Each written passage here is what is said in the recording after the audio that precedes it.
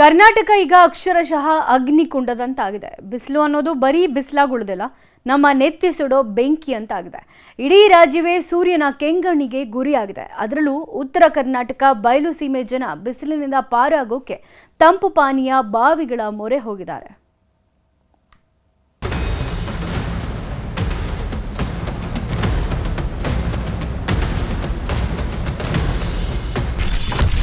ಸೂರ್ಯನ ಪ್ರತಾಪಕ್ಕೆ ಇಡೀ ಕರುನಾಡು ತತ್ತರ. ತಂಪು ಪಾನೀಯಗಳ ಮೊರೆ ಹೋಗ್ತಿರುವ ಜನ. ಬಿಸಿಲು ಬಿಸಿಲು ಬಿಸಿಲು, ಯಾರ ಬಾಯಲ್ಲಿ ಕೇಳಿದ್ರೂ ಬಿಸಿಲಿನದ್ದೇ ಮಾತು. ಕರುನಾಡಿನಲ್ಲಿ ಬಿಸಿಲಿನ ಝಳ ದಿನದಿಂದ ದಿನಕ್ಕೆ ಭೀಕರವಾಗ್ತಿದೆ. ಅದರಲ್ಲೂ ಉತ್ತರ ಕರ್ನಾಟಕ ಬಯಲು ಸೀಮೆ ಜನ ಕೆಂಡದಂತಹ ಬಿಸಿಲಿಗೆ ತತ್ತರಿಸಿ ಹೋಗಿದ್ದಾರೆ.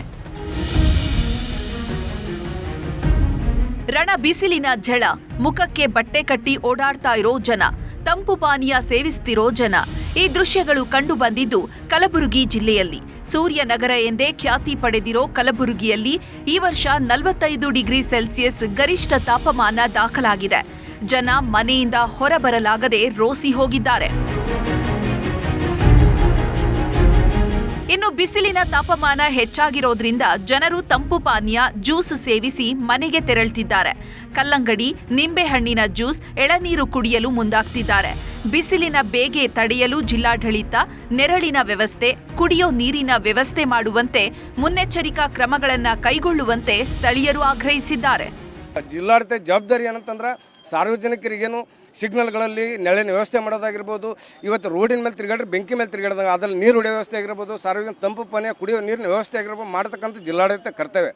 ಹಾಗಾಗಿ ನುಣುಚಿಕೊಳ್ಳದೆ ಇದನ್ನು ಮಾಡಬೇಕು. ಅದ್ರ ಜೊತೆಗೆ ಇವತ್ತು ದಿವಸ ಮನೆಯಿಂದ ಹೊರಗೆ ಬರ್ಬೇಕಾದ್ರೆ ಆಗ್ತಾಯಿಲ್ಲ, ಆದರೆ ಟೆಪ್ಪಿಗೆ ಬಳಸ್ಬೇಕು. ಟೆಪ್ಪಿಗೆ ಬಳಸ್ಕೊಂಡ್ರೆ ನೀರು ಬಯಸ್ತಾವೆ. ಅಂತಂದ್ರೆ ಹೆಲ್ಮೆಟ್ ಕಡ್ಡಾಯ ಮಾಡಿ ಮತ್ತೆ ಸಾರ್ವಜನಿಕರಿಗೆ ಅನುಕೂಲ ಮಾಡಬೇಕಾಗಿರ್ತದೆ. ಜಿಲ್ಲಾಡಳಿತ ಮತ್ತೆ ತೊಂದರೆ ಕೊಡ್ತಾ ಇದೆ. ಈಗ ನಾವಿಂದು ನಮಗೂ ಸಮಸ್ಯೆ ಆಗಿರಲಿಲ್ಲ. ಇತ್ತಿತ್ತಲಾಗಿ ಆರೋಗ್ಯದಲ್ಲಿ ಅಂತಂದರೆ ಈಗ ಬಿಸಿಲಿನ ಪ್ರಕೃತಿಯಿಂದ ತಲೆನೋವು ಆಗಿರ್ಬೋದು, ವಾಂತಿ ಆಗಿರ್ಬೋದು, ವಾಕರಿಕೆ ಈಗಾಗಲೇ ಜಿಲ್ಲಾಡಳಿತದಿಂದ ಸಾಕಷ್ಟು ಅರಿವನ್ನು ನೀಡಲಾಗ್ತಿದೆ. ಹೊರಗೆ ಅಡ್ಡಾಡೋದನ್ನು ಕಡಿಮೆ ಮಾಡಿಕೊಳ್ಬೇಕು. ಮಕ್ಕಳು ವಯೋವೃದ್ಧರನ್ನು ಕಾಪಾಡಿಕೊಳ್ಬೇಕು ಮತ್ತು ಅವರಿಗೆ ಯಾವುದೇ ರೀತಿಯ ತೊಂದರೆ ಆಗಲಾರಂತೆ ಬಿಸಿಲಿನಿಗೆ ಹೆಚ್ಚಿಗೆ ಬಿಡಲಾರ್ದಂತೆ ಅವ್ರು ನೋಡ್ಕೊಳ್ಬೇಕು. ಪ್ಲಸ್ ತಂಪು ಪಾನೀಯಗಳನ್ನು ಹೆಚ್ಚು ಸೇವಿಸಬೇಕು. ತಮ್ಮ ಆರೋಗ್ಯದ ಕಡೆ ಗಮನ ಹರಿಸಬೇಕಂತ ನಾನು ಕೇಳ್ಕೊಳ್ತೇನೆ. ಬಿಸಿಲ ಬೇಗೆಗೆ ತತ್ತರಿಸಿದ ಚಿಕ್ಕಬಳ್ಳಾಪುರ ಜನ. ಸ್ವಿಮ್ಮಿಂಗ್ ಪೂಲ್, ತೋಟದ ಬಾವಿಗಳಲ್ಲಿ ಈಜಾಟ.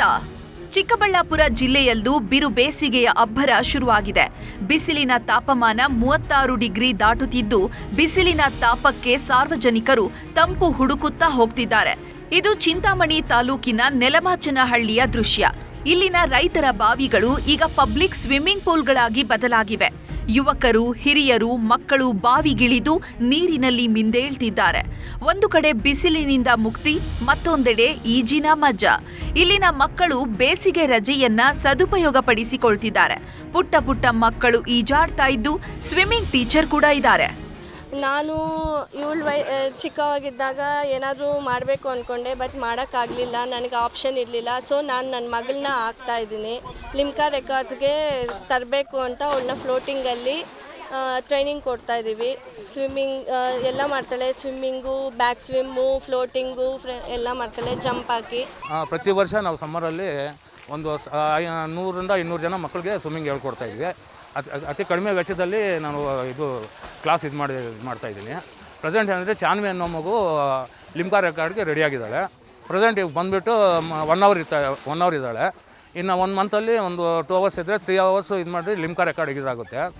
ಒಟ್ನಲ್ಲಿ ಈ ವರ್ಷ ರಾಜ್ಯದಾದ್ಯಂತ ಅತ್ಯಧಿಕ ಉಷ್ಣಾಂಶ ಹೆಚ್ಚಾಗಿದೆ. ಬಿಸಿಲು ಜನರನ್ನ ಕಾಡ್ತಾ ಇದ್ದು ತಂಪು ಪಾನೀಯಗಳಿಗೂ ಬೇಡಿಕೆ ಹೆಚ್ಚಾಗಿದೆ.